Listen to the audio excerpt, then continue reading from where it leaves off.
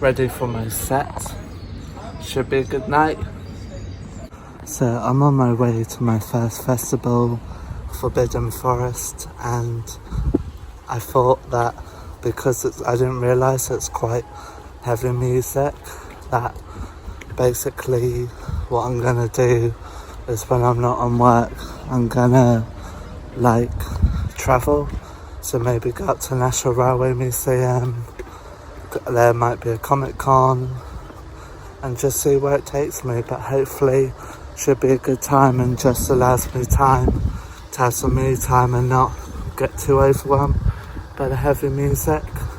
I thought I'm half an hour away, I'm a tad early, so what better place than to find a brown sign that looks very interesting, and I'm going to the National Space Centre, so hopefully it should be good. Well, it's got a nice entrance, the Space Centre, National Space Centre.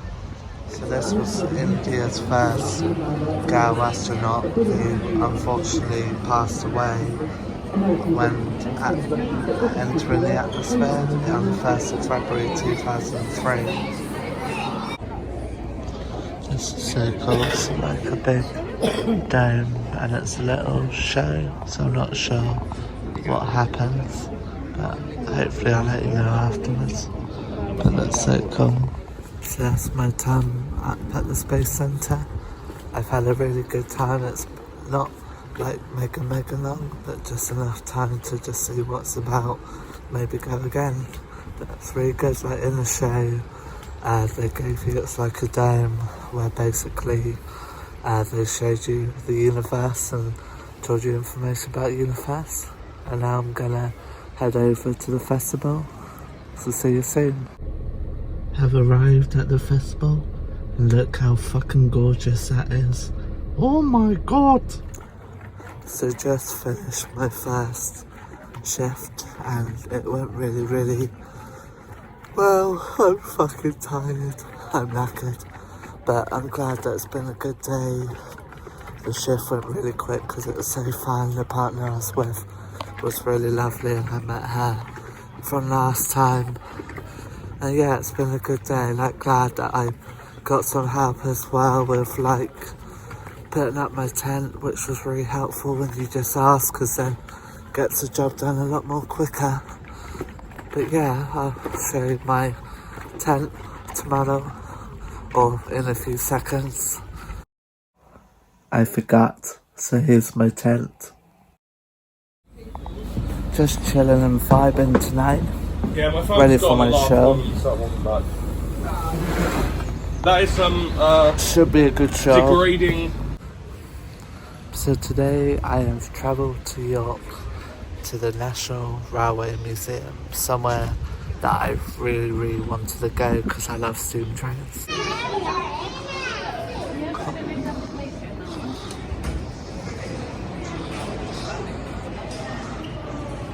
Bloody amazing.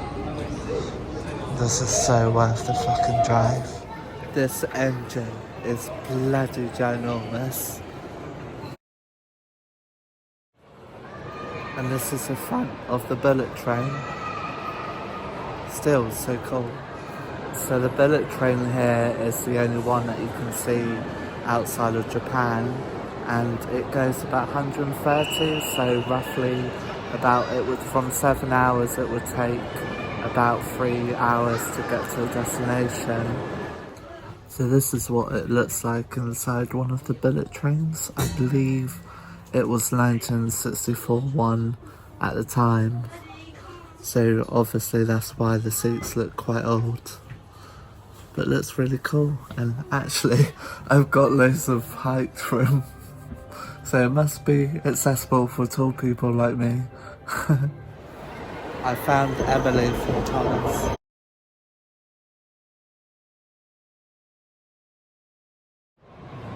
Just a prototype, but the first steam engine, the rocket. It's a massive, ginormous funnel.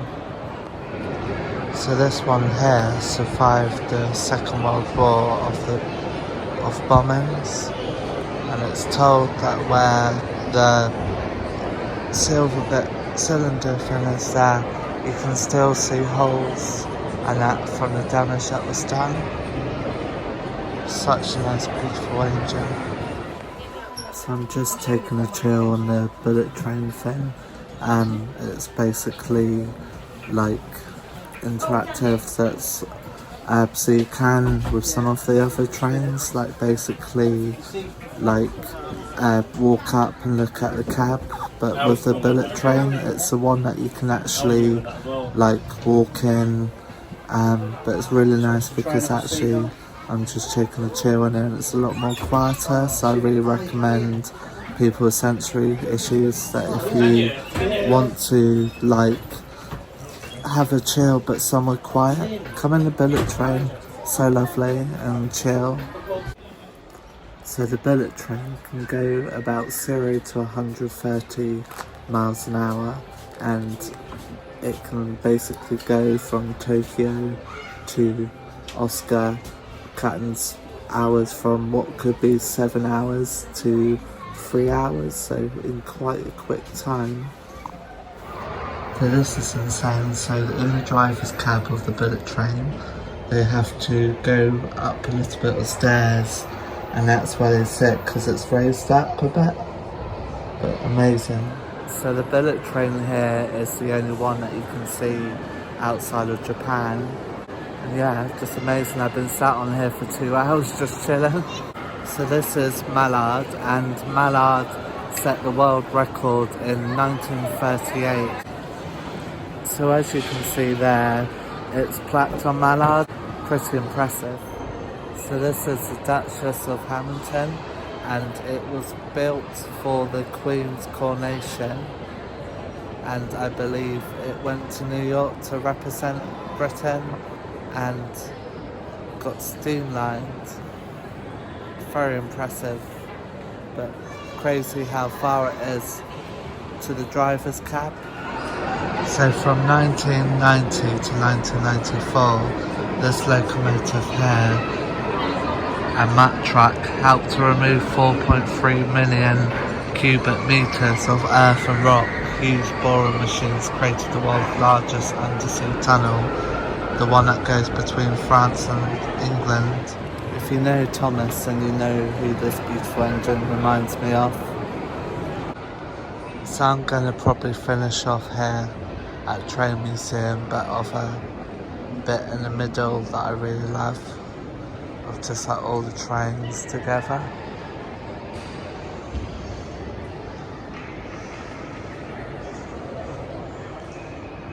And a milk tank, but very cool.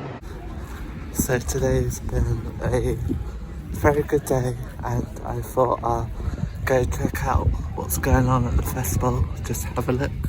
So today I am at a Comic Con in Hull, and I've got my geeky Deadpool Wolverine t-shirt. There's quite a good lot of cosplayers. Unfortunately, Deep Roy, who was meant to come from Charlie and the Chocolate Factory, played the Oompa Loompa, cancelled. But why didn't they post any updates? Because otherwise I might have not gone. But hey ho, it's a Comic Con, it's still going to be good fun. So yeah.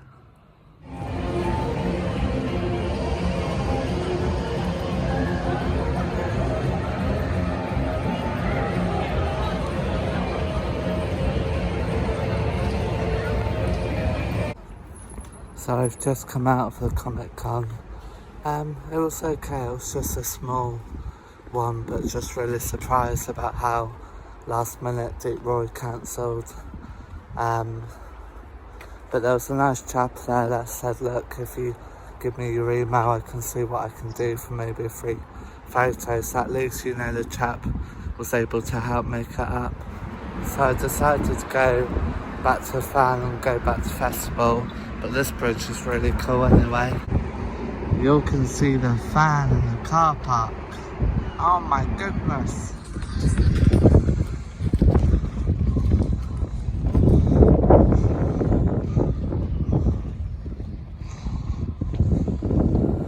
So we're on the morning shift on the arena, and look at that amazing beauty.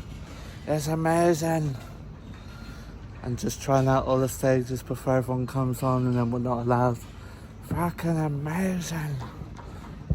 So yeah, today is the last day of the proper festival, and then tomorrow is time to pack up, go home, and probably on the way back gonna hopefully maybe go to the Harry Potter Studios or maybe go to National Space Centre. Have to wait and see how I feel, see what happens.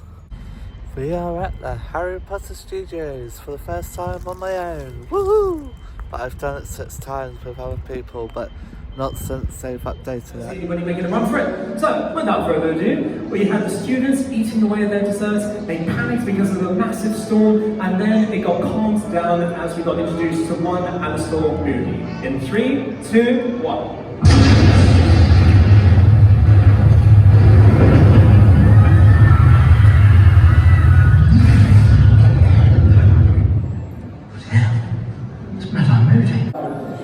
So on the first few days of filming Harry Potter, they actually got like real candles floating in the sky, but because of the fact that the wax was coming down onto the actors, they thought for the safety and health of the cast and crew that they would do it with visual effects. So since it marks the 20th anniversary of the Goblet of Fire, as you can see right here, they've done a little show of the different schools entering, so hopefully you'll enjoy. Has been chosen to host a legendary event, the Tiny Wizard Tournament. Now for those of you who do not know, the Tiny Wizard Tournament brings together 3 schools for a series of magical contests. But more of that later. And now, please join me in welcoming the lovely ladies of the Beauxbatons Academy of Magic.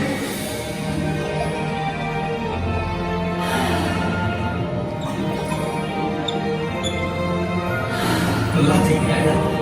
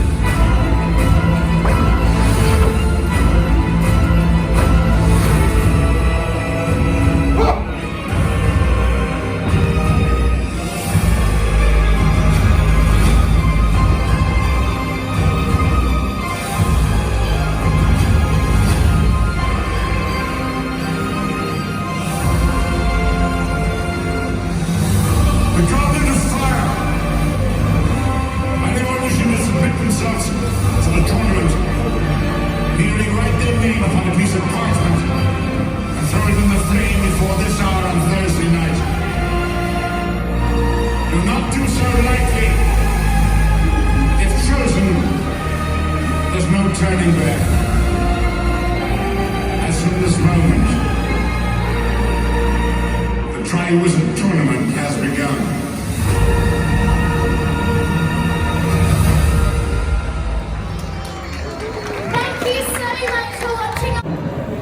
So as you see behind me is Hagrid's hut, and what they basically use made two scales of the hut, one being smaller and one being larger.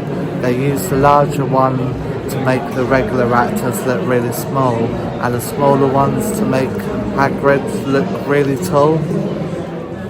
So as you can see behind me, there's a picture of many of the animals that were used in the Harry Potter films. It was about over 250 animals that they trained, but during the filming you had to have lots of patience with the animals, as also they are the same as us, living creatures.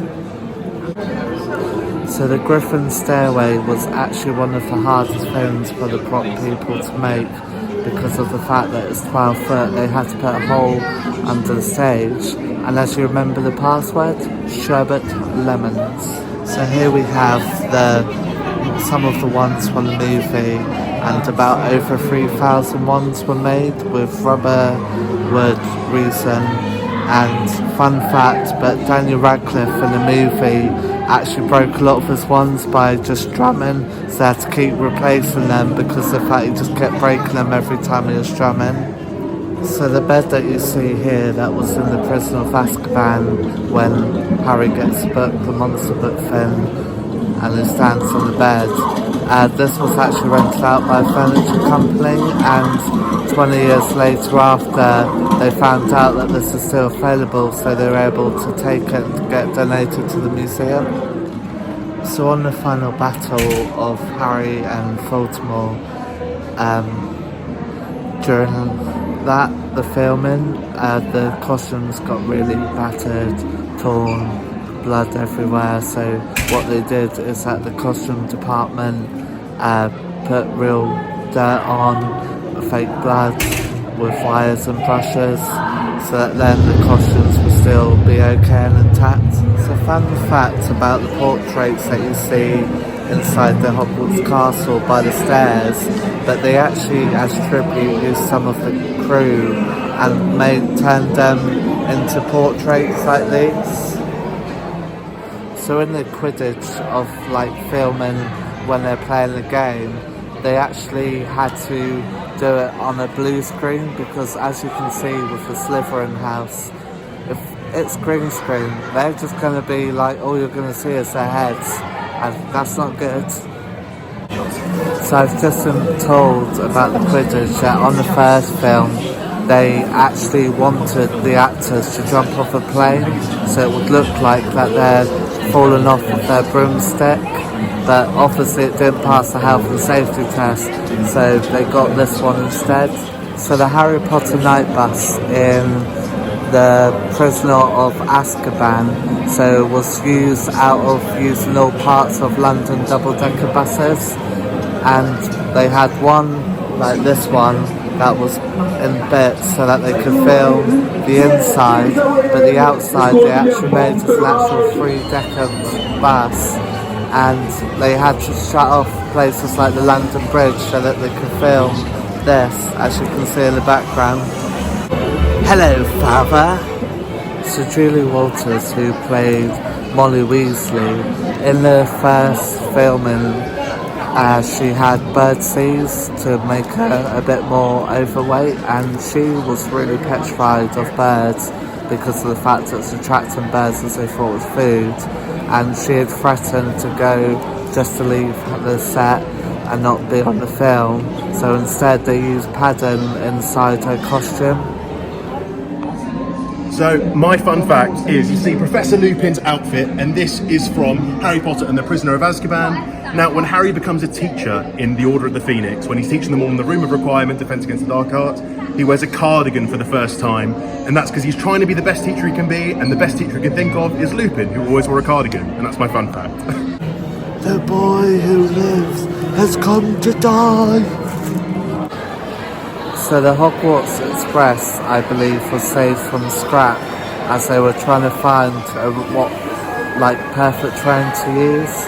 And so basically all the scenes where you see the train moving is filmed actually outside on a live railway, but then any scenes you see that are filmed inside the carriages are actually filmed in the studio because of the fact that they couldn't fit all the film crew and everything in the carriage. But no, this is my favourite bit of the tour because I love trains. So here you can see how small it would be inside the carriage to film. So imagine them trying to film in here, would definitely be no go. So before the train came here, it was at Universal Studios as a display thing for the Harry Potter world, but now thankfully the Warner Brothers Studios have got it back and it is now home here. Amazing.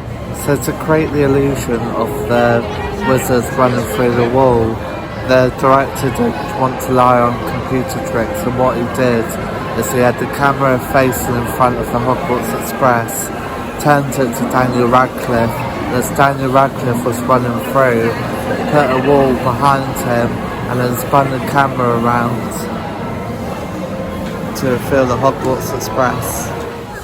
So the bridge that you see behind me is unfortunately the only bits of the set that they could get for the bridge because of the fact that obviously in the last one with the explosive it took away a lot of the bridge, but at least they still got some. So this is definitely one of my favourite bits in the studio tour, where you can actually walk through Gringotts. And if you watch part 2 of Harry Potter and the Deathly Hallows, I think about somewhere there you can see Warwick Davis's daughter and son, because they got them as a little cameo as one of the goblins.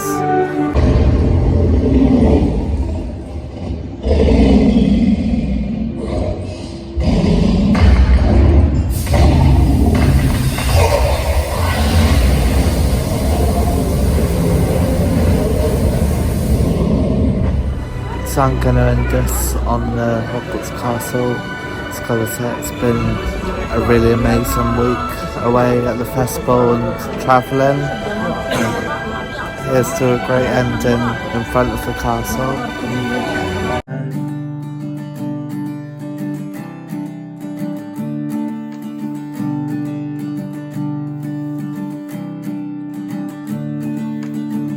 So grab the photographs and still friends in your mind. Hang them on the shelf and have a good time. Tattoos and memories and dead skin on trial. It's not a question but a lesson learned in time. It's something unpredictable, in the end it's right. I hope you have the time of your life.